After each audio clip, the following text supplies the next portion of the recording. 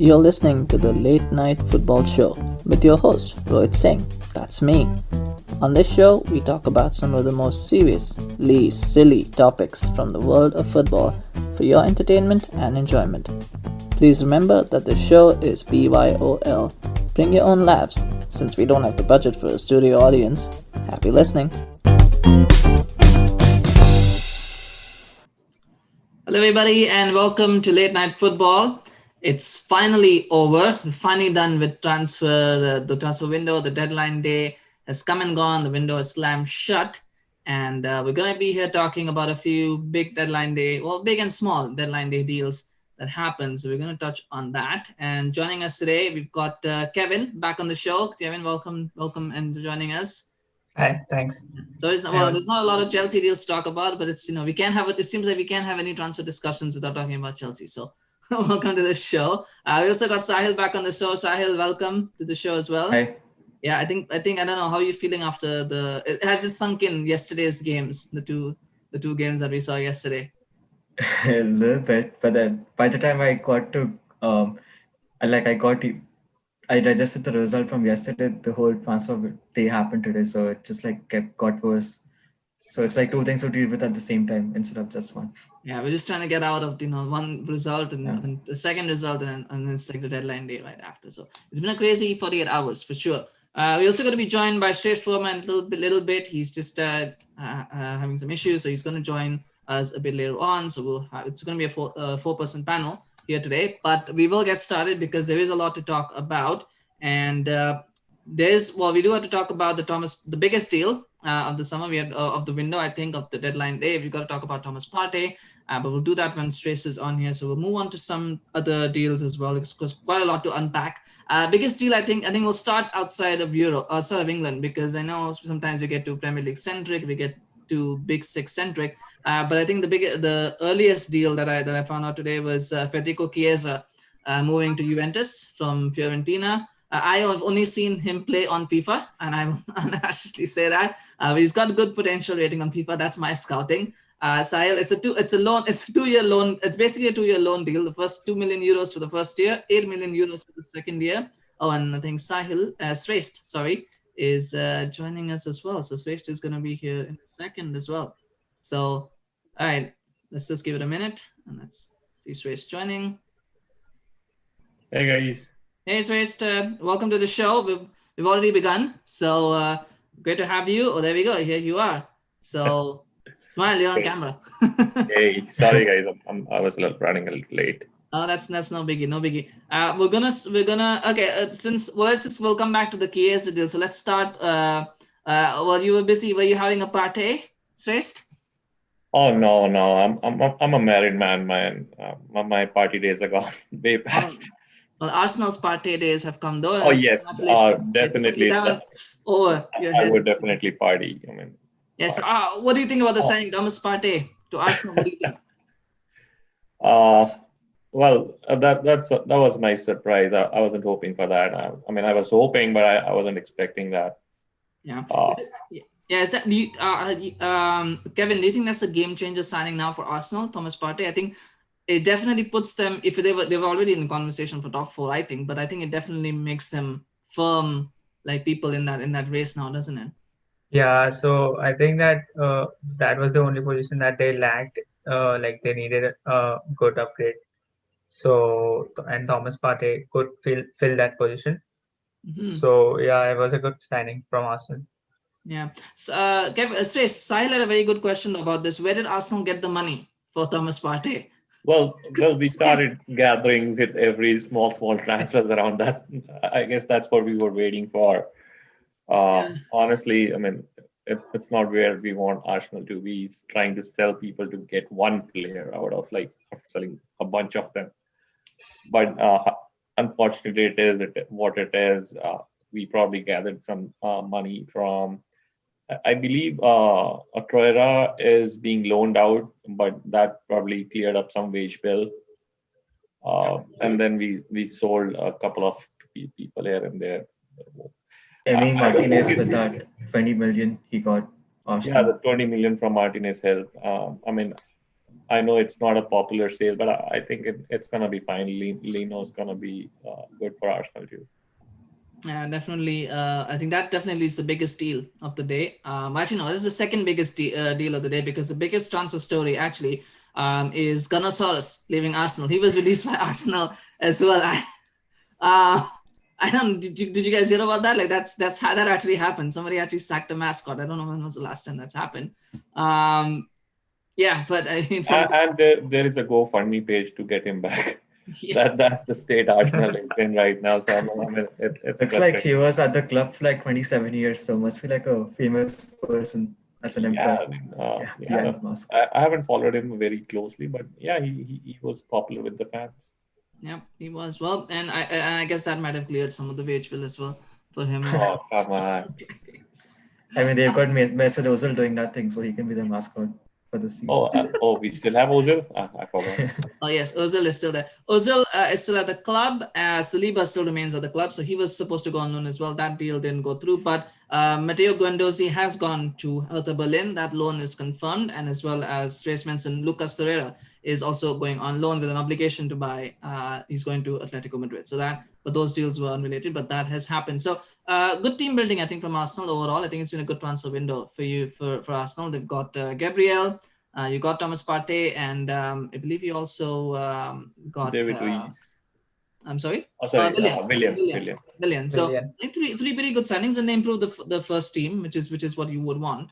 I think that's definitely a good. Yeah, I mean, we would have definitely preferred an attacking midfielder somewhere to bring in the creativity from. Willian is good. He's a flank guy who gives his 100% all the time, but someone to replace Ozil, right? Partey, yes, will give us the back covers, but someone needs to create. Hopefully, something happens in the middle between those three people. Mm-hmm. Well, there's still time to complete deals, of course, for the next 11 days if you want to buy. We don't have money to do anything right now. So. But also Dani Ceballos came back on loan, so I know it's not. Yeah, that's where the creativity is probably going to come from. But the problem with us is if there's an injury to one of them, there's no backup. I mean, Partey, yes, he's a very great player, good player. We don't know how he would do in English Premier League yet. But if he gets injured, who's next? Elneny? I mean, that's a downgrade, right? So and every position. If Ceballos gets injured, there's no creativity left. So you guys also signed Cedric, right? Cedric Soares. I honestly, that deal was made permanent. It was a loan deal. He was made permanent. So he's a good. I would actually play him over Bellerin for some weird reason. I don't like Bellerin. Oh, he provided an assist, right? Assist or a goal. 2 assists he got. Yep. Yeah. So he's been playing good, I think, this season at least. Yep. Yeah, as well. Yeah, last season he performed well whenever he was given a chance. I still think Bellerin needs to improve, and I mean he's just playing because he's Bellerin. To be honest, Cedric has been doing better than Bellerin for some time now. Mm-hmm. For sure. Well, we don't want to make it too Arsenal centric, so we're gonna leave it for a moment. We're gonna come back to Arsenal. There's a few things to talk about. Who would believe that talking about Arsenal on the transfer window? Well, we talk about Arsenal and transfer window. Normally, we talk about the things that were not done, but in this case, it was just the first and the last time we are talking about Arsenal. We have a lot of to talk about Chelsea not able to sell the players they want to sell. Yeah, well, that and well, usually the time they're going to buy Manchester United, but that's okay. We'll move on. As I was talking about another deal actually outside of England, we're talking about Europe. We're talking about Federico Chiesa. So you kind of got sidetracked, but I want to talk about Partey first because that is the big deal of the deadline day. But Federico Chiesa was, I think, the first big deal of the day. Again, as I said, not seen him much aside from on FIFA. And maybe a few games here and there, but very highly rated on FIFA at least. 2-year loan option, with an option to buy. Saahil, I was going to ask you, it's a good deal, isn't it? He was linked with Manchester United. He's right. Yeah, that's how I remember Chiesa. I think a couple of seasons ago when Jose was there, that's when we were linked to him. But I've heard. I haven't really seen him. I've heard his name. I think he makes the Italian squad every now and then. So I think it's also ties with Juventus's moves this summer. They basically tried to reduce the age of their squad because they got Arthur, they got Dejan Kulusevski. Yeah. And now they have kids. I think all of them are like 22, 23. So I guess they want to ship out the older ones and replace them Too with many old young players. blood. Yeah. So yeah, it's definitely it's definitely some. It's a better deal than Kulusevski. I think Kulusevski didn't play a lot for Atlanta. Actually, he did go on loan last season. So he actually didn't play a single game for Atlanta. He was on loan at Parma, where he was young player of the season in the whole league, and they just snapped him up from there. Yeah, definitely. But definitely they need to. I guess they have it's an aging team. I think last season we saw that with Higuain and Ronaldo relying on those players. So yeah, they need young blood, which is good, which is great. So I think that's a wonderful deal for Juventus. Another United link there. Matteo Darmian moved from Parma to Inter. I don't know what is it about Darmian. What is it, Kevin? What is it about Inter that every ex-Premier League player they just want ex-Premier League? Is Conte so enamored with the Premier League that he keeps wanting to sign ex-United, ex-Chelsea players? Well as just so obsessed with United and Chelsea players, I think. Yeah, it's just that, and I think they are just getting them for cheap or free even. I don't know. It's a weird obsession but that happens. Another Juventus deal, Douglas Costa moving back to Bayern, and I think I want to touch on Bayern a little bit here because there's 3 deals that Bayern did today. They also signed Maxim Choupo-Moting, who again another one of those players who you don't know how he manages to make all these big moves to PSG and Bayern. And then they also signed Boumar Sarr. I think it was they didn't get to sign Hudson-Odoi, who was their primary target for the window. I think I don't know. I think that was probably the right decision from Hudson-Odoi. I think if he's playing for Chelsea, that's fine. But Srest, do you think that they're not inspiring deals, are they? I mean, they seem to be a bit of a downgrade. From where they were. Like when you talk about the names, I know we shouldn't be judging names, but. Yeah, to be honest, I don't know why they let Costa go in the first place. He was doing good at Bayern. So I would rate that transfer back probably as a high. He has a terrible injury record. That, yes. He jokes about it himself. So you're talking to an Arsenal fan. No injuries is too much for us. But but he's a good ball player. Probably they had Robben and Ribéry at the time, so that he never got into the thick of the team. But I think he's a great player. Costa's creativity comes in, the wing plays nice. The other two, to be very honest, are average. Not Bayern standards, but then again, Bayern's keeping most of the team together this year as well. They just let go of Rodriguez this year. He was on loan there. But the core has James Rodriguez. Yeah, that they had James Rodriguez. That was the season before. It was Coutinho they let go. Oh, sorry, Coutinho. They let Coutinho go, as well as Perisic. Perisic is also left. Yeah. So I think they basically kept the plus it's German league, right? They were dominated. Main was Thiago, I believe, from Bayern. Yeah, yes. Thiago was sold, but he wasn't a regular actually. He had lost, he only played towards the end because I think they had a few injuries in midfield. Bayern don't generally. Thiago is not generally their first choice midfield. That's Kimmich. Kimmich usually starts in midfield. Yeah, but I think he was quality player. He's a quality player. He is a quality player, but But for some reason, I think Thiago has never been a regular starter anywhere. Even for Barca, he was competing with the best probably when he was quite young, but then he never broke into full and was sold, right? Same. And I think he's going to struggle into getting a starting 11 at Liverpool as well. Yeah. Well, he's already out with COVID, so we'll see how long he takes to recover. Yeah, that doesn't help. Yeah, he is very prone to injuries and things like that. So, and I think on that note, Thiago's leaving. Also, Mikhail Cuisance, who was supposed to go to Leeds, that fell through. He's now joined Marseille from Bayern, so that also has happened. So, quite a little bit interesting. Says on that note, talking about ex-Arsenal players, there's a few ex-Arsenal players that I wanted to touch on. Jack Wilshere, still trying to fulfill his potential, still young. He's left West Ham. I mean, how bad do you have to be let go by West Ham? By mutual consent. I think it was not let go. It was more or less Wilshere mutual consent. So basically, they both agreed. He wasn't getting into the West Ham team. He wasn't playing. I think what he said was he's been injury free for 8 months and he hasn't got into the team yet. So how bad do you have to be to not get into West Ham team? I'm kidding. If you see the results, it's probably not that bad, right? I mean, I'm just doing good. But yes, no, but he has. I hope he gets a good team where he can run through the middle, at least get some games under the belt. the amount of injuries he has had never helps a player. I mean, it's so difficult to come back from big injury and then always keep on getting injured every year. It's going to be tough to get into a regular team in EPL. Yeah, it is sad. And speaking of players who are still looking to fulfill their potential, Theo Walcott has also left Everton and he has fulfilled. He has fulfilled and gone.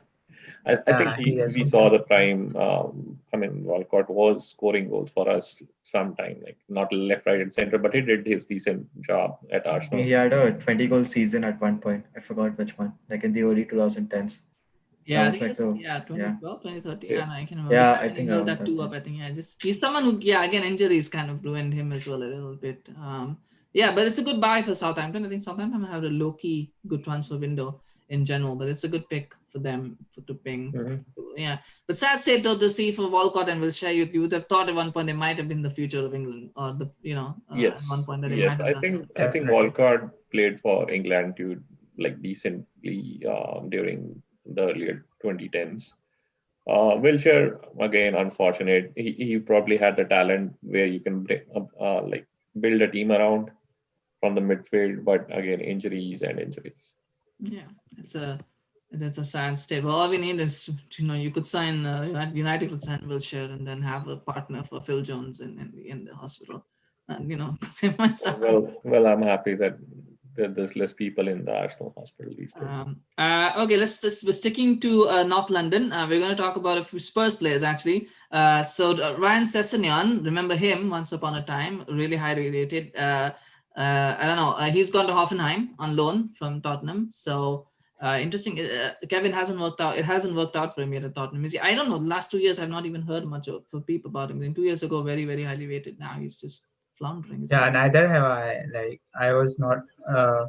I've never seen him play. To be very frank. Yeah, that's the thing. Yeah, it's just not. I mean, maybe I want to think that it's a Jose Mourinho effect that he doesn't trust youngsters, but I don't think it's that. I think there's something wrong there with the player itself. I don't know, maybe he's unable to take that step up yet, but we shall see. One Foyt has also moved from Spurs to Villarreal on loan. So someone who we keep hearing about. I've been hearing about him for 2 years as well. Like he's this very good center half, this right back, and again another one of those players. It's hard for young players, isn't it, to make that step up. But it's surprising though because Spurs were looking to get a center half. They were trying for Skriniar. There's still time for them to complete a deal for Joe Rodon, which may happen. So clearly Mourinho doesn't rate him, does he, Saahil? Yeah, I mean, I think Juan Foyt, from what I've heard, he's more of a ball-playing centre-back, like more of a passer than a defender in the truest sense of the word. So I don't think that fits Mourinho's profile. But yeah, I think they would probably try to sign Joe Rodon, or they were trying to get a deal done for Rudiger as well, which might still happen if Tomori's hell-bent on not leaving and fighting for his place. So let's see. Yeah, but Van Foyt probably didn't have a chance of excelling under Mourinho.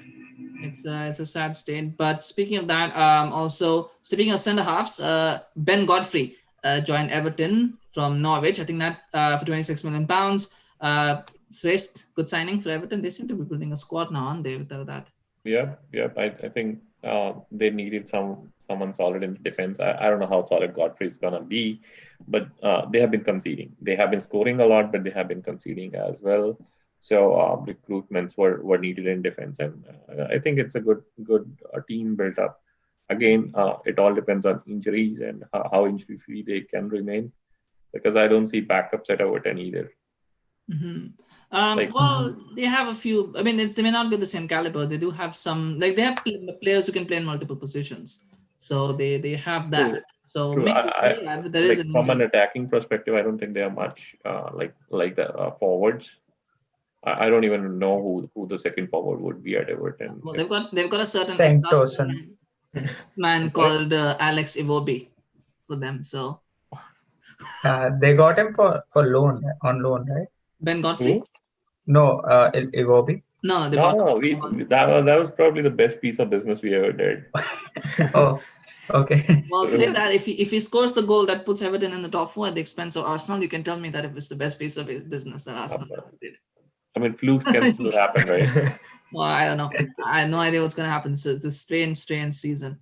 To be I perfectly think we honest. sold him for 35 million odd. No.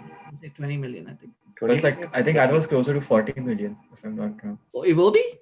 Yeah, from No. what I remember. It's like 25 million pounds. No. Even Everton aren't that stupid.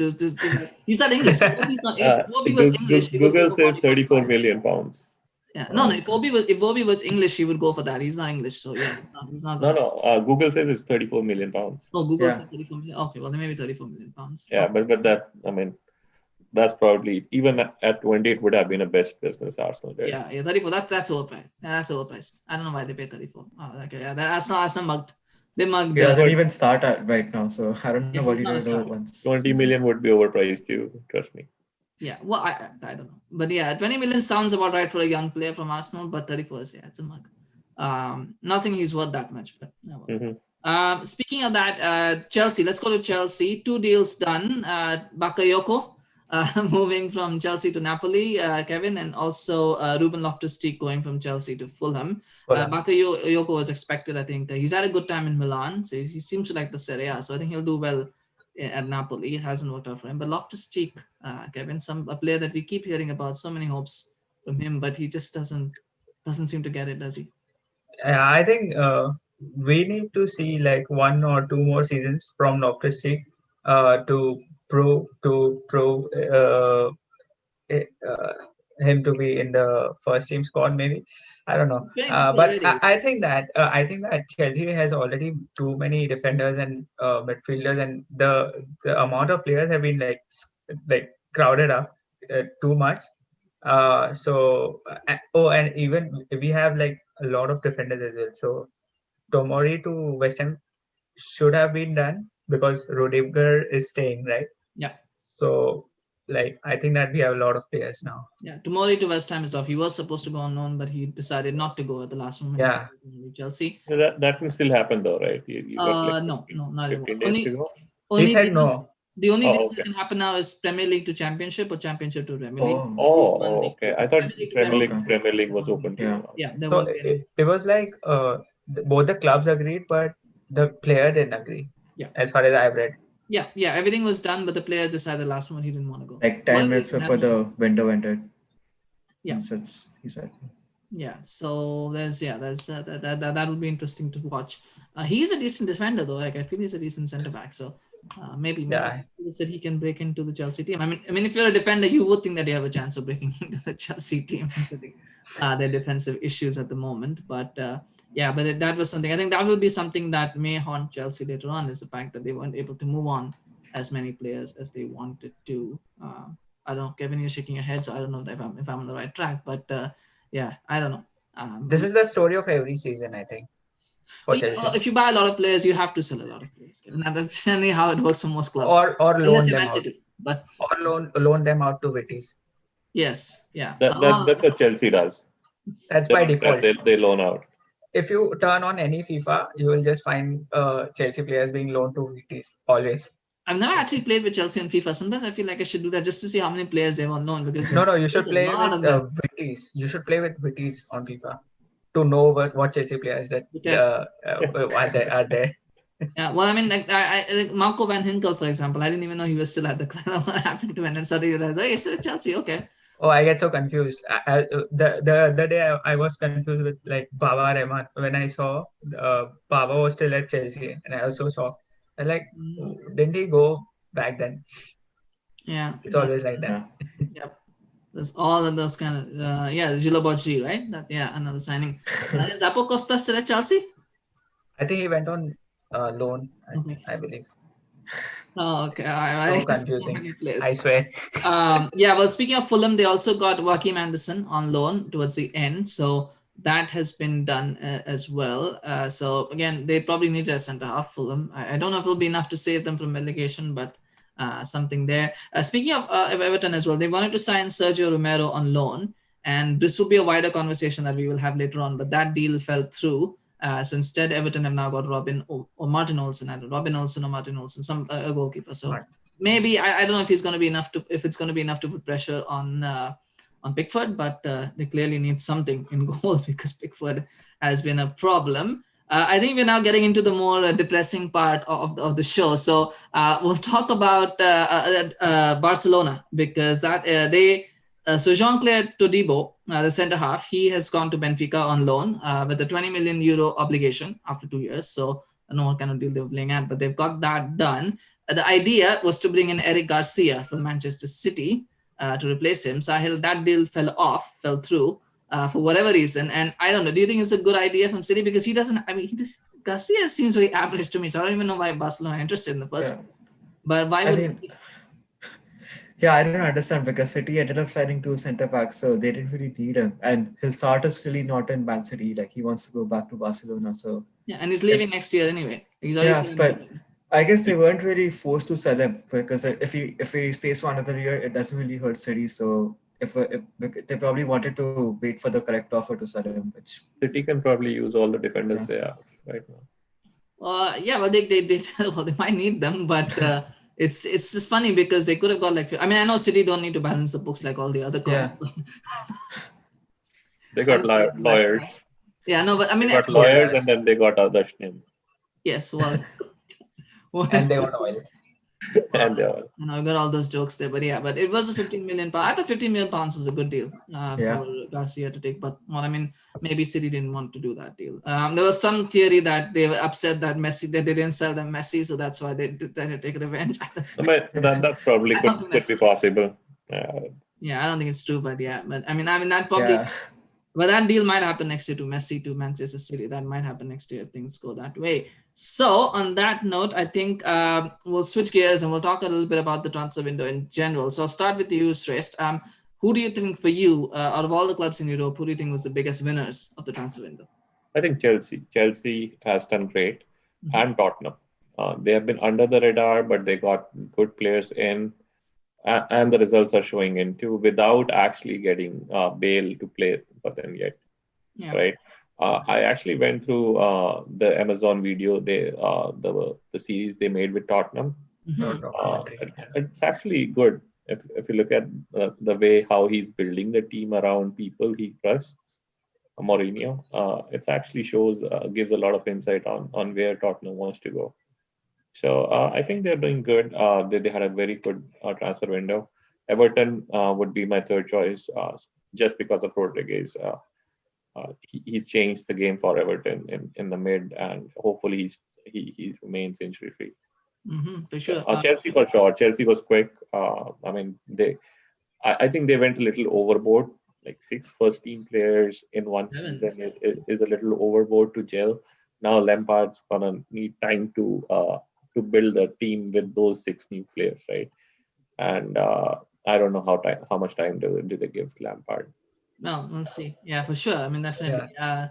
We'll have to see how that goes with all the signings and all the integration. Kevin, you want to jump in? It looks like considering the 1 season transfer ban, I think that's where the overboarding thing comes. I believe it's the mixture of all the 2 seasons signings, and that is why we have signed so many players. But yeah, for me also it's Chelsea. It's definitely Chelsea, and I think for Saahil also, I'm speaking for Saahil, it would be Chelsea definitely. Yeah, it's Chelsea. Yeah, for you as well. Yeah, it is Chelsea. Yeah, that's good. We don't have a lot of diversity of opinion, but I will go different. I will say that for me, I think the winner of the transfer window, I'm gonna say Aston Villa. I know nobody's gonna pick it, but I will say Aston Villa because I think they've done some very good business. Bertrand Traore, Ollie Watkins, who seems pretty decent now.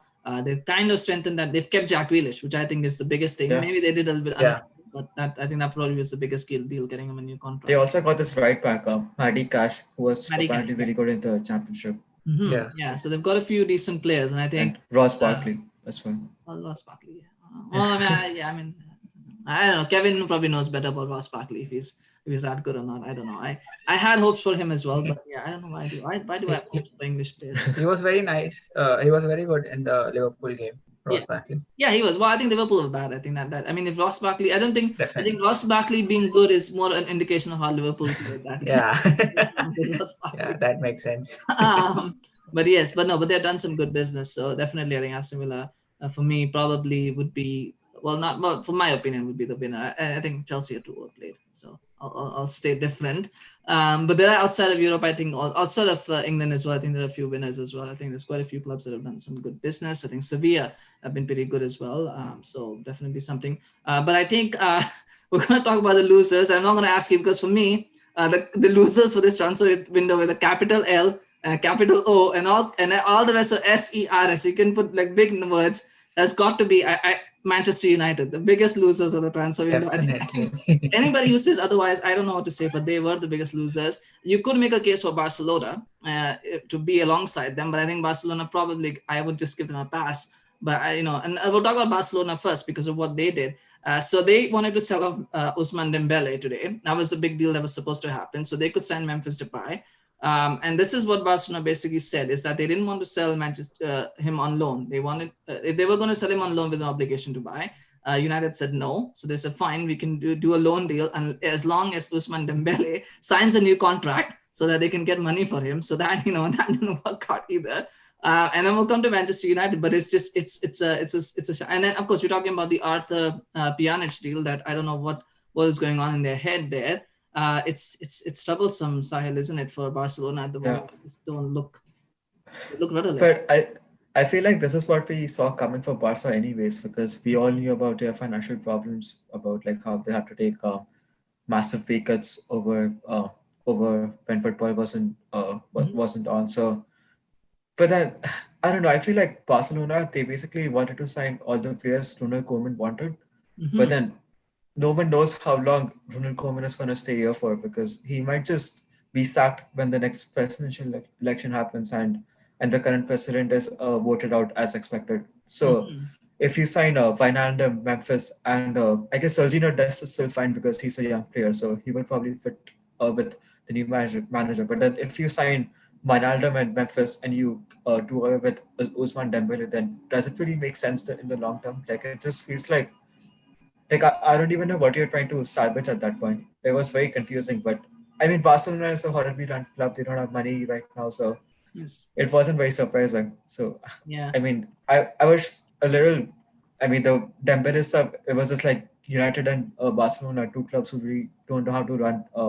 Two clubs with people in charge who don't know how to run football clubs. So it was a little hilarious to look at when you think of it without your United glasses on. But the trouble, I guess they kind of dodged the bullet in a way if they couldn't sign the Memphis and Wijnaldum at the cost of selling two of their already existing players. For sure. Srest, 820 million euros in debt. That is what the reports are saying that Barcelona are in. Do you see? Well, I mean, they kept Messi for a year. I think we can all see he's probably going to want to leave next year. I mean, I don't know if we see it, but it looks like he might want to leave next year. What can Barcelona do? They have a good few players, but it's defying belief, isn't it? What's going on there? I honestly don't know. I mean, how can you sell Suarez for free? Yes, that's right. Well, no, I think it's sold for £5 million. Yes, Suarez was sold. I mean, it's free for when you talk about Suarez at 5 million. We would have paid 40 million for him, $40 million $1 for him. But that's another story. But they're letting people go.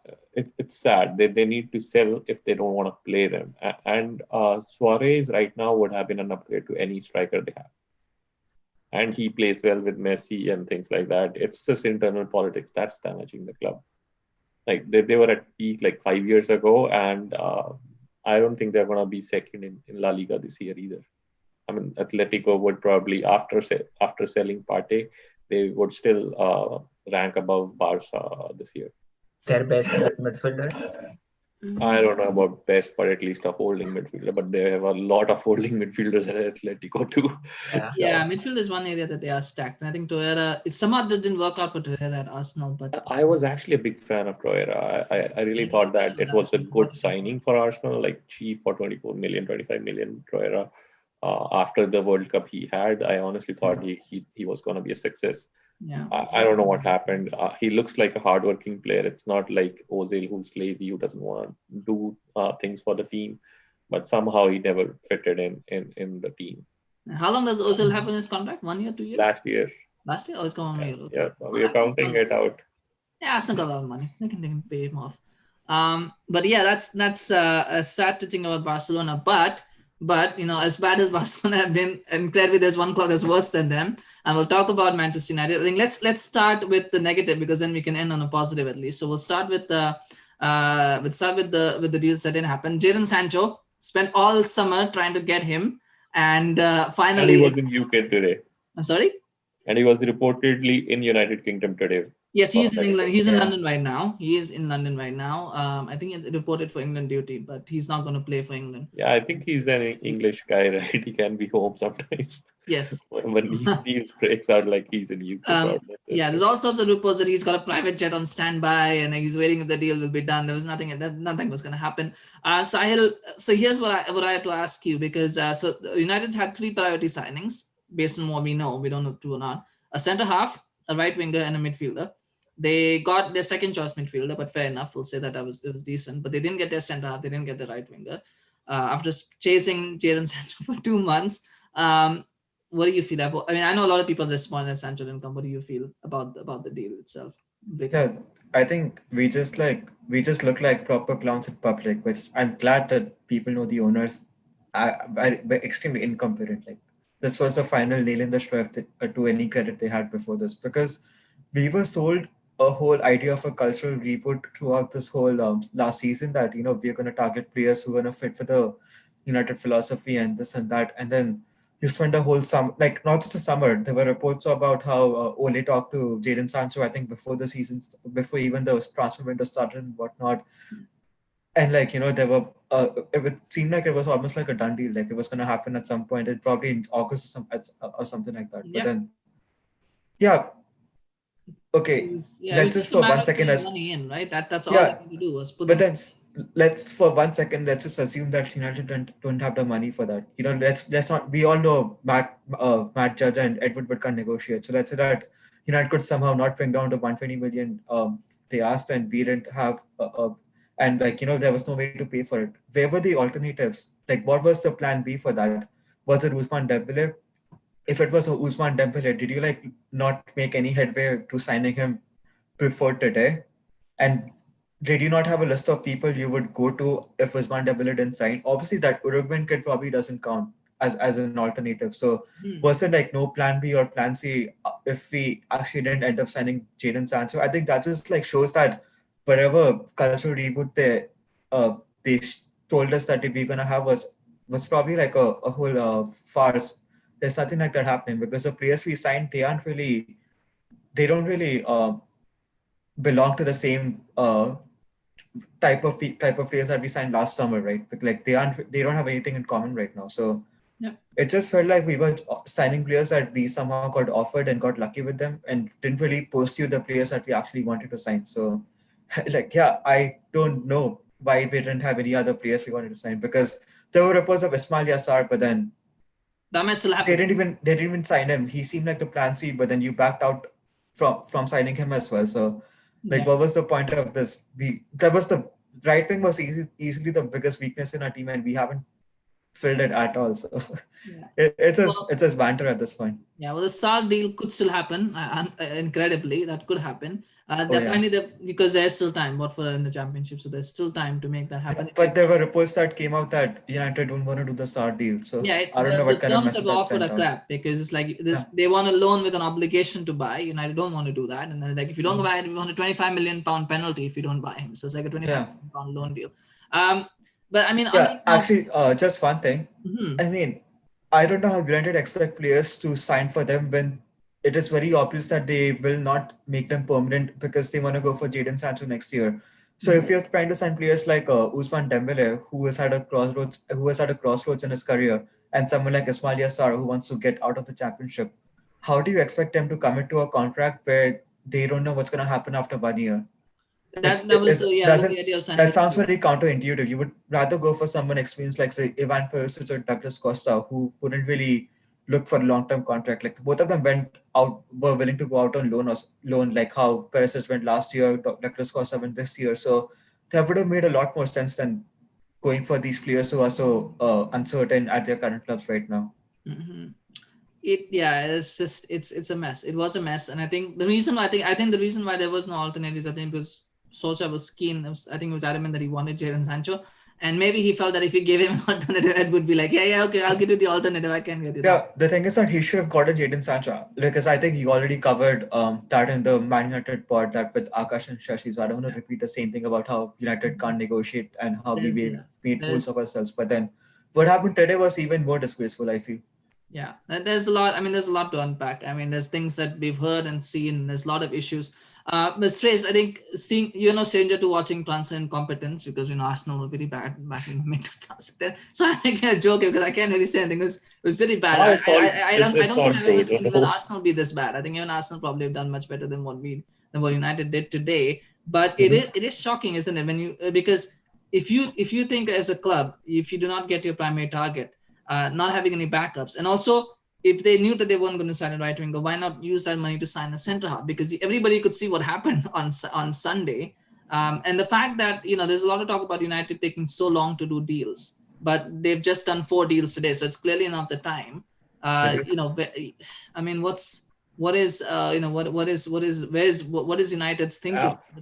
I don't think like one game could tell you that you need defenders, right? Even Pool conceded 7, United conceded 6, and that too against Tottenham. So I would not just go off that game, but yes, they did need recruitments. And me being an Arsenal fan, I'm not a £100 million signing guy, right? And to be very honest, I don't think Sancho would have changed the team much and would have rocketed them to second or even first. But I don't think first even United's target. They're probably targeting 3rd or 4th place this season. They're not targeting 3rd, so yes, they're targeting 4th. That's what they're targeting. There's 3rd is a bonus. Anything about 3rd is a bonus. It's 4th that they want. That's what I'm saying. They were already 4th last year, right? They were 3rd. Then they were 3rd, right? Yeah. So why do you want to bring in a player for 100 million odd and then say, okay, now let's just downgrade to 4th? No. Right. See, yeah. Well, I mean, the thing is, I know the teams are improving. The other teams are improving, but I don't think Sancho's gonna improve the team overall. You guys had a good team towards the end of the season, right? They were playing well. They were not playing like winners, but they were playing well. Greenwood was playing well. Rashford was good. Martial was good. So instead of adding people to that team, they want to star in the team, right? And it's not. If you look at history, no £100 million signing has ever performed well, and the reason behind is not quality. It's a lot of pressure. Even Bale, right? Bale performed whenever he played. He performed, but he had injuries. Outside of that, Pogba, I don't think he justifies 100 million. Talk about Hazard. Hazard's been a dump, right? Then you talk about Champions League. Not with the team that he was signed for, but he won a Champions League with Bayern. I'm just saying that he won True. No. Coutinho struggled, and then there's Felix at Atletico, right? He's struggling too. So no, see, I understand where you're going. If I was United, I would have preferred 250 million pound signings to improve the team rather than 100 million trying to get the team off the sky. I think that's fair and where you're coming from. But I think if you take a look at United as a whole last season, what they had was 11 good players. And once you had to rely on the next, 2 or 3, even substitutes, they couldn't even make proper substitutes because they literally had nobody on the bench.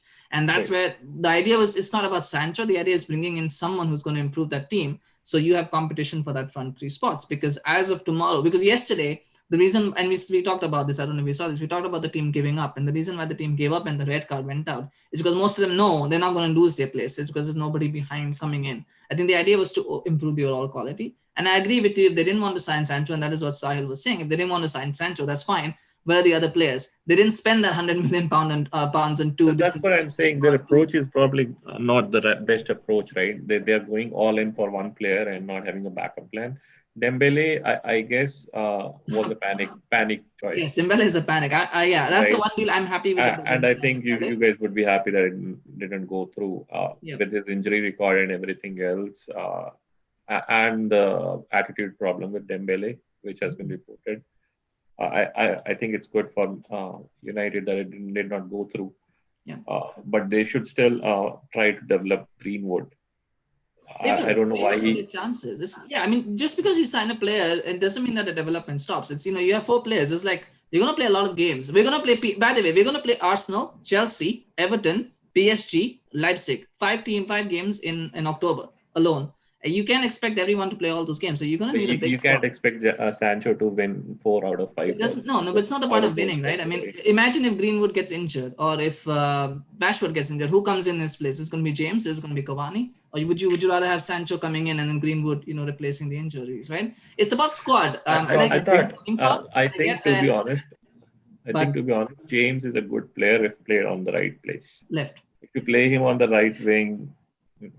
Left wing, he's been decent whenever he has played. Yeah, at least from what I've seen.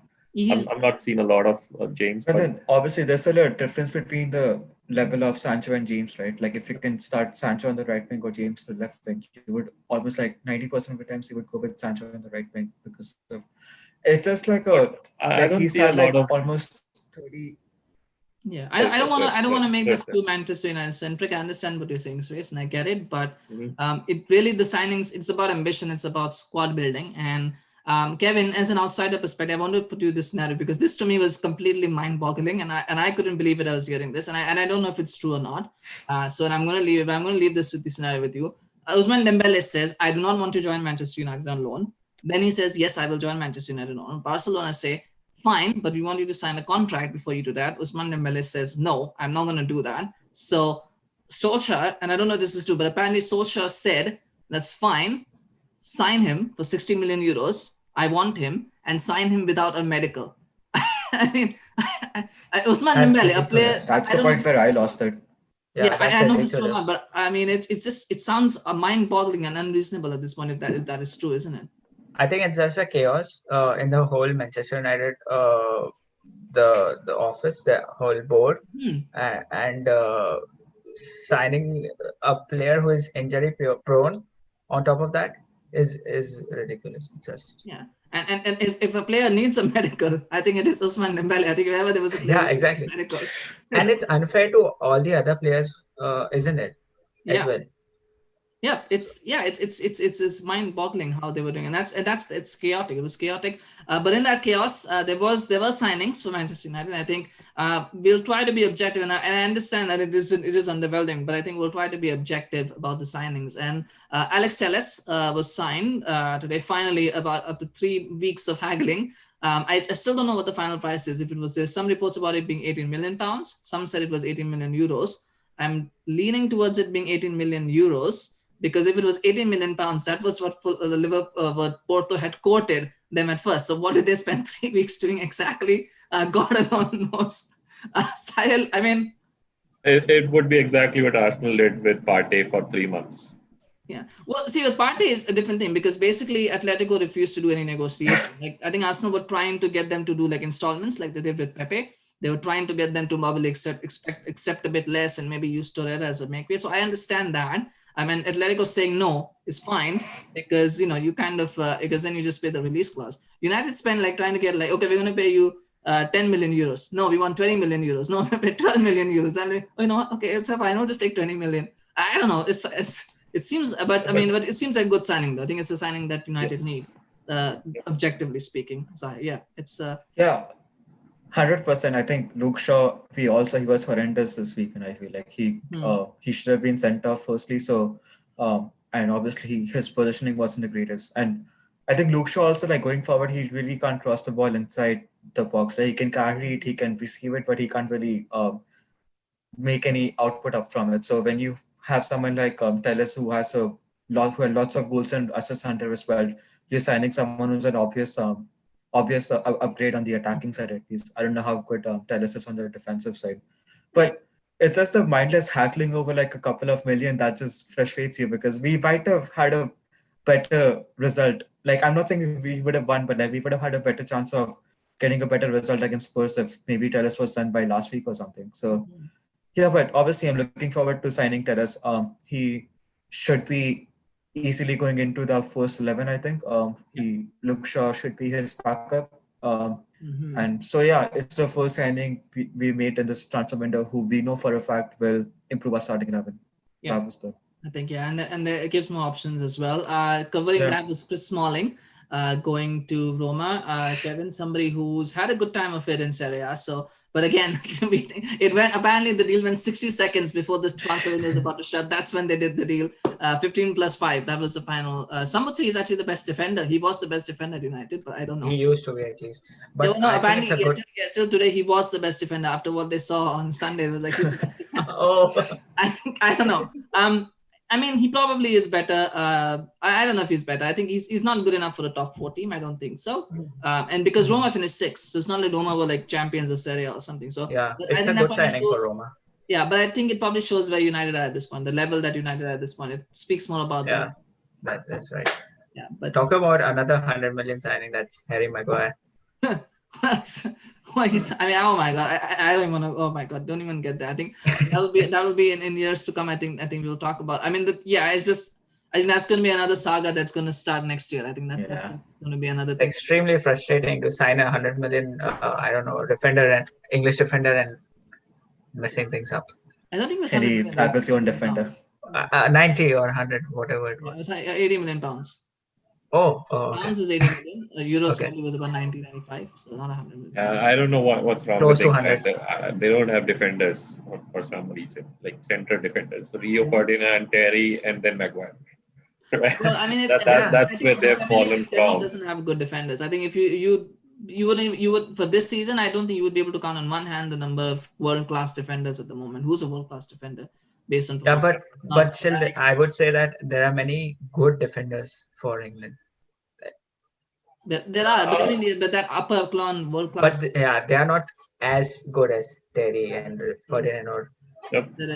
There's a serious lack there, but along with that, there was also a letter from Romero's wife on Twitter. Romero. Romero's been United have been wanting to get rid of him, but Everton were interested because they obviously need a backup goalkeeper to Pickford. But they didn't sign Romero because they wanted him on loan, and the United said, "We'll give it to you for £10 million plus paying whatever." Romero's on 80k a week, which is quite a lot of money for a backup goalkeeper, to be honest. So that deal fell through. I mean, his wife was pretty upset.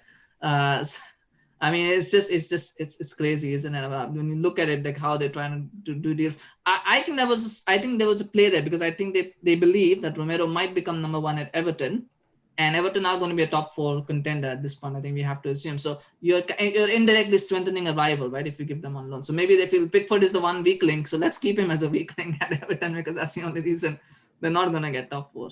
I mean, that's the only reason I can think of at this point. Like logically, that one does only make sense. But you think, that he might go to a championship club though. I think he's too good for the championship. Yeah, but I think so too. But I feel like that's the only option now because it's disgraceful though. Like after 4 years at the club, being a very good backup for, but he never complained, and now you don't give him the move he wanted when he's be demoted to 3rd choice. It's crazy. Yeah, it's bad for the club too because they're not going to have to pay 8,000 a week for someone who's not going to play at all. I mean, if at all, it's a horrible look from all angles, like from PR, from a sporting perspective, from financial perspective. Totally bad.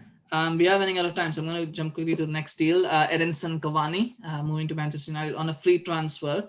Again, he's going to wear the number 7 shirt apparently, and these are just rumors, so maybe it won't happen, but. Srest, I think Cavani has been linked to Arsenal in the past. I think I remember there was links from Cavani to Arsenal a few years ago. I think 5-6 years ago there was links. Every good player has been linked to Arsenal. Never happened. No, it was I think it was Arsenal Schneider. It was like Cavani is going to come to Arsenal. I think I've seen this for 2-3 years. So Cavani is coming to Arsenal. I don't think so. We were heavily invested in Cavani, to be honest. Because if you look at 4-5 years ago, we never had the money to go for big players. No, I know, yeah. But then again, it seems like a good signing. What United probably needs is experience in the dressing room, up front, groom Rashford into a proper striker. I don't know how Edinson Cavani would fit in the plans. He's more like Ibrahimovic signing, like spend a couple of seasons. There's no plan. There's no fitting into a plan because there is no plan. So exactly. There's no plan. But the one thing though, Saahil, is that he will probably go straight in the first team because Marcel is going to be suspended for the next 3 games. That's for sure. Red card. So he's going to go into the team. He's actually on the same wages that Harry Kane is on. And I know a few people are like, he's probably going to have to score the same number of goals. I think that's a bit harsh to expect. But but what are you expecting, Saahil, from Cavani to justify the investment? And what is a good justification? Like a justification for why we signed him? For his signing and for paying him that much money. What would be a good, what would you say at the end of the season? Yes, Cavani was a good signing. I guess like 10 goals would be a good return, 10, 15 goals. Obviously, it's never going to justify the kind of money he's earning, but then I don't think he would take a pay cut anyways, because he's coming from PSG where he was probably making truckloads of money. So there's only so much you can downgrade. You can't really pay him what a backup striker in a Premier League would generally earn. But that's fine. I mean, I think Cavani is a decent signing. He hasn't really played a lot of football last season, so I wouldn't expect him to hit the ground running very quickly, because he's probably going to need some time to adapt to the Premier League. He's also 33 right now, so that doesn't help him either. But I think it's good for Greenwood, especially, to learn from a striker like Cavani, who was world class in his prime easily. So, but I think it's obviously an upgrade over Ighalo. Ighalo, after Project Restart, was not anywhere near Man United quality. He had his bounce when he just signed, but then it's very clear that he's not good enough to play for the club. So yeah, it's good to have a presence like Cavani around, but obviously it doesn't fit into any sort of a plan. Like, it's just, I think we were offered the player and we were like, yeah, sure, might as well, let's just get him. So yeah, and the number 7 seems like a marketing ploy. Probably. Well, maybe he even demanded that. Kevin, he said, this is what he said in February, that he would only join Manchester United or Chelsea for the money. Like I said, if it was on money, he would join Man United or Chelsea. That's literally, this is a quote that his agent put out in February, because Chelsea, I think, were also linked with Cavani, because I think they wanted a striker. Before Werner, he was one of the options. Obviously, Werner is probably better than him at this point. I think that's definitely an upgrade. But 8 months later, he's here at Manchester United. I think it's a... what do you see in terms of what Cavani offers to Manchester United? I think it's definitely a good, as Saahil said, it's a good upgrade, at least better than Ighalo. And since United are also going to have a lot of games in October, November, and on top of that, Martial is suspended for 3 games. Yeah. So these kinds of problems are going to arise, and United anyway needed a good attacking player. So in terms of that, in that perspective, Cavani is a good signing for, and I believe he's going to do well. So let's hope. If Kevin is saying he's going to do well, then I do not have a lot of faith. But fingers crossed. You might be jinxing us. But I think there's 2 more signings, and since there's Facundo Pellistri and Amateo Traore have been signed, and we're not going to talk about them because nobody's talked about them. Nobody's. No, so I have something to say. Apparently they're saying that Pellistri, they might put him in the first team straight away, which is that's the idea, because crazy for, like, it's so selfish from the club's perspective. He scored 1 goal from 17 games in the Uruguayan league, and you put him in the first team for Man United. So, he probably wouldn't do that well. I would love to be wrong, but then you just literally kill the player's confidence he's so young as well. So it's crazy how this club is trying to cover its failures up by risking other players, risking a player's development. The worst thing about Traore and Pellistri, I think, Srest, is that they're going to be compared to Sancho. Whether or not you think that the merits are right or wrong of signing Sancho, he's good. They're going to be compared to Sancho. It's a bit like any player at Arsenal. When Walcott was compared to Henry, even though there's always this talk about Walcott being like Henry. He wasn't obviously as good, but there's always that comparison, isn't it? And it's going to be tough for both Traore and Pellistri, because they're going to expect returns like Sancho. Yeah, I mean, when I heard Traore to United, I thought it's Adam Traore from Wolves. I was like, okay, it's a decent signing, but it's not. I wish it was Adama Traore, but no, it's not. No, that late. No, they left it. I don't know. I mean, I haven't seen in both of these players. Not many people have. Anybody who says that they are, they're lying. Nobody has seen him. I mean, Traore's played like 30 minutes of senior football, so there's literally no way you can watch him unless you watch youth Italian football, which I'm pretty sure no one in the group does. Yes, Traore, nobody has seen him. He's only played 3 games for Atlanta, so nobody has seen him. Nobody watches Uruguayan league in our circle. So I mean, I'm sure people watch it. I think it's a consensus. United did not have the best transfer window, right? And so let's see how these signings go for them. Honestly, they need a big winter window, and they need someone who can close in on deals. We know the feeling being an Arsenal fan. We had a long time we struggled with these till Raul came in. He changed stuff, and now Vinay is picking it up too. So they need some people who can actually make deals, football deals, not business deals. Kevin and Srest, do you? I put it out there. I think Saahil agrees with me that the capital losers of this transfer window are Manchester United. Do you guys agree, or do you think it's someone else? I agree with it, definitely. Definitely yes, but we've forgotten Real Madrid. They haven't done much business either. See, that's okay. See, if you don't do business, that's okay. Like if I think sometimes it's better not to do business than to do bad business. And I get where Real Madrid are coming from because they haven't done much business. You're right. Absolutely right. The last big business they did, though, Hazard flop. So, I mean, they feel... Exactly. And that business was also like after a few years of gap. I think they sold really well, though, Real Madrid, because they got rid of Reguilon and Hakimi, who barely played for the club, and they got like some 70-odd million for the both of them. So that's that's decent business. Like they can probably go all out next year. I think that's when they go for Mbappe. So they're safe. They got rid of Morata as well. Oh yeah, that too. That was Atletico Madrid though. Yeah, loan obligation. The obligation was fulfilled, I think, this year. So they sold Morata for a bit of money as well. Yeah, I think they will look for Mbappe next year. And depending on where Mbappe goes, I think whichever club loses out, whether that's Barcelona or Liverpool, I think that the other club will go for Jadon Sancho. Because I think Madrid needs to strengthen their midfield now. It's an aging midfield with Modric, Kroos, and everyone in the middle. Well, they've got Valverde. I think Casemiro is still young, and they've got Valverde coming in. He's pretty good actually. So they've got a bit of. They do need to get another third midfielder, but they've got Odegaard as well coming back. Yeah, exactly. So Odegaard is coming back as well. So, I mean, he was pretty good at Real Sociedad last year, so they'll probably give him a chance. So they have options. It's not the best. Obviously, there will be a bit of a drop-off in quality, but they've got a year. Yep.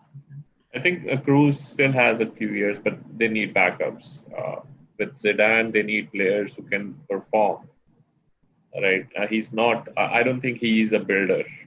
He is a highly functioning machine who can actually get things going when you have the tools. What they need is a striker, because outside of Benzema, I tell you, they don't have a lot beyond Benzema, and Benzema himself is not. I've never been a big fan of Benzema either, so I'm not. Yeah. Well, Benzema is apparently the only one who's keeping them afloat right now. He's getting goals, so they need someone there as well. So there is things that they need, but I think for this year, I think there's a feeling that they probably just make do with what they have. They don't have a lot of money because of COVID, so. But I mean, the only reason. I think that's the game with all Spanish teams. I don't know how it works in Spain, but all their clubs have been heavily hit with COVID. Yeah. Mm-hmm. Yeah, they're all. Barca, Madrid, and even Atletico. They're selling players. So. Yeah, no. The way the rules work is you have to sell one before you can buy one. I think for this year that was. With Madrid, the thing is that they are still suffering from PTSD from the signing of Eden Hazard. Yes. Nothing else. Well, the last few big signings haven't worked. Well, they're still paying off Bale, right? They still pay 300K Bale, so that hasn't worked out well for them. So yeah, there's definitely issues. But but like I said, I think the biggest reason why I see United losers is because when you spend 3 months trying to sign your priority target, and you call him your priority target, and then you just like, okay, we're not signing him, and so you try to go for any Tom, Dick, and Harry. I think that is a little bit of an issue. But I mean, there's lots to unpack, and I think we'll be feeling the effects of this transfer window for Manchester United at least for a while. And I think there will be a lot of introspection from the fans. There won't be anything from the board. I'm sure the board is high-fiving themselves right now that we saved ourselves £100 million of money to pay to the Glazers in dividends. But I think that for the fans, there will be some introspection. I think there's definitely things to unpack there. But on that note, at least we are done with the transfer reactions for 3 months now, before the January transfer window opens. But we'll see how it goes. I mean, there is talk, Saahil, I'll ask Kevin because I think we are too close to this. But Kevin, there is talk that United will go back in for Sancho in January. I think it's PR talk. Maybe it's probably PR talk. I have to be honest. I think it's probably PR talk. But do you see that deal happening in January? I was already seeing that deal happening this season, this time. And if there's any club that Jadon Sancho would go, I believe that he suits Manchester United. So I believe that that deal should happen for a good competition and for the quality and the reputation of the club that United is. So to maybe bring it back, or a good quality English player that that United is famous for, or something the top fours are famous for. So I believe that Jadon Sancho should go to United in Jan. So let's hope. Sure, but the question is, will United pull the trigger? I think that's the key. Saahil, do you see it happening in January or next summer? I do not see it happening, but I think he's gonna go to some other club. This was our chance to get him. Now, like when everyone's recovered from COVID. Yeah, I don't see it happening. Well, even if it's not recovery, I think England are gonna, because I don't think we're gonna have fans back in the stadiums at least until January, February. And so, but then clubs like Madrid have saved so much money, right? So they can easily go for him if they choose to. Yeah, they can do that. And I think with United, we're going to be even worse off next year than we are this year. So I think most of the Premier League, I think, will be worse off. I don't know why. Because you also have Man City who will go for a big player. He might go there. Could be anyone, honestly. Like this was the one year where there was literally no competition. They still messed it up. So. Yeah. I still think 100 million for Sancho is a little too much. I think that's the price you pay nowadays for players of his quality. For English players, I honestly haven't seen a lot, but the stats aren't been like over the top, right? Where you pay. He's got double figures. He's got 20 plus goals and assists, though. Like 20 I think goals and 20 that's Bundesliga too, right? But his Champions League record is also good, right? Yeah, he's got good assists. Like I mean, I don't know how good. I mean, the only thing I can say, and I don't want to take up too much time because I know we're running out of time. So I want to quickly is that the one thing that he offers is that ability to run past players. Nobody in United does that currently. I think just for that alone, you need to have different options. Yeah. He can do that. I think there was some goals and assists stats where he was only second to Messi. I forget which one. I can't really remember. He's got 20 plus goals and assists. That's rare for someone like to. And he's only 19 or 20. 20 now. Like that, Yeah, it's pretty good. I want to end this because I know we talked so much about Sancho. I think hopefully we'll not talk about him anymore because it's quite frankly a little bit boring. But Srest, final question, final thoughts. Are you surprised at how much money English clubs have spent in this window? I mean, we all talked about COVID, but English clubs just went like bonkers spending money. Actually, I was looking at where the money is coming from, right? They do have huge deals for television broadcasts, so they're definitely making money more than any other club. But I think it's a good. They haven't gone out of the way to do stuff. To be honest, Chelsea, yes, but they had money for the last 2 years, right? Mm-hmm. And they also did like 30-40 million deals there. They never went for 100-200 million deals. But every club did decent. They haven't gone bonkers like last 2 years. So decent. It has been muted, to be honest. For my understanding, what I see, it has been muted compared to the last few years. Mm-hmm. But they haven't kept the money back, saying, "Oh, this is COVID. Let's save some money for next year." So they're probably banked. That's where the change in EPL is coming too, with the league getting so tough. I think all clubs understood that they need to put the money back and not wait for next year. Yeah, well, based on the transfer activity, I can say very, very confidently that the top 7 this season, I do not think will involve Manchester United. I think United will finish 8th. I think that is where, based on what I'm seeing right now, that could change. Injuries, things that could change, but I don't know. I can see the top 2 outside the top 2. I can see Everton, I can see Leicester, I can see Spurs, Arsenal, and Chelsea. You have 5 teams. I don't think Arsenal is gonna be in top 4. Please, you got Partey. Apart from Partey, I know. I don't believe Srest. I do not believe Srest when he says that. No. To be honest, apart from Partey, right? If we look at the team we had till yesterday, right, and you compare it to United, it's more or less the same when it comes to defense. Yes, we have a good forward strength. Who thinks Srest is trying to reduce his No.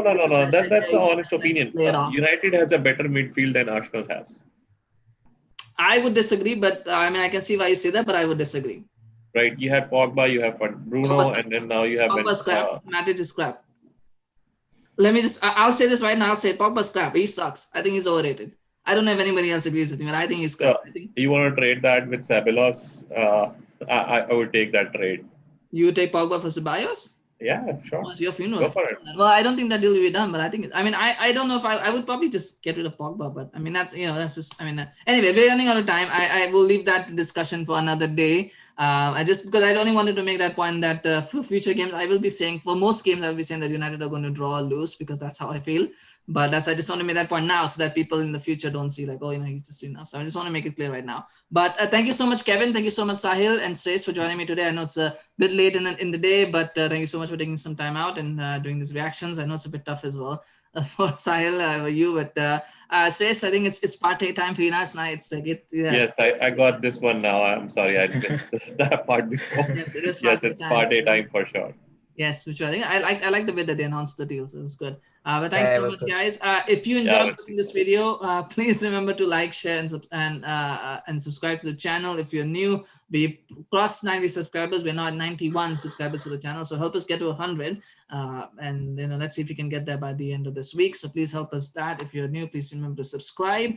And we will have some more content. We're not going to have a lot of these kind of things. I think we did 4 videos in 4 days now. I don't think we'll be going back to that. But we have some content planned for you for this week. So for this week and the next week, because we don't have any football. There's the international break this weekend, so there's not going to be any match reactions or previews. We don't talk about international football on here, so we're just going to leave that for now. Please stay tuned. We'll update you on that. But in the meantime, thank you so much, Kevin, Saahil, Srest. Always a pleasure to have you on the show, and thank you for providing your insight. Thank you, Rohit. Thank you. Thanks for hosting. Bye. Yeah, have a good evening, guys, and we'll see you later. Bye-bye. Hey everyone, thank you so much for listening to that episode of Late Night Football. We need your help to grow this channel, so if you've been enjoying the show thus far, please do like and subscribe to this channel and share it with your friends, family, colleagues, neighbors, drinking buddies, fellow football fans, and anybody else you know or don't know. We'd really appreciate it. Please also follow us on Twitter and Facebook via the links in the description below and spread the word about us. Take care.